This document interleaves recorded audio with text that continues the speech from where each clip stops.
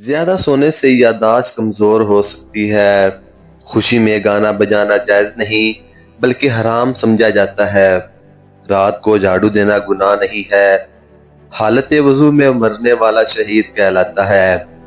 گھر میں چونٹیاں زیادہ ہونا بعض لوگ جادو کی علامت سمجھتے ہیں۔ زمین پر سونے سے دل کے دورے کی بیماری نہیں ہوتی، ایسا کہا جاتا ہے۔ قیامت کے قریب جسم میں پیٹ بڑا ہونے کا ذکر ملتا ہے۔ زکوٰۃ دینے والے کے مال میں برکت آتی ہے اور اسے جلد خوشحالی مل سکتی ہے۔ انسانی چہرے میں 14 ہڈیاں ہوتی ہیں۔ بطوطہ کو اسلام کا مشہور مسافر کہا جاتا ہے۔ عام معلومات کے مطابق سور اپنی گردن کی ساخت کی وجہ سے آسمان کی طرف نہیں دیکھ سکتا۔ مکہ سے بیت المقدس کے سفر کو اسرا کہا جاتا ہے۔ ہاتھی کو زیادہ عمر والا جانور سمجھا جاتا ہے۔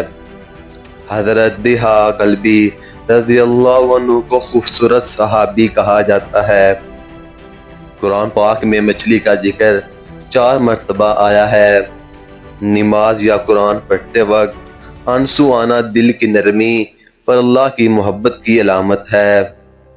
زیادہ سونا جسمانی سستی اور کمزوری کا سبب بھی بن سکتا ہے۔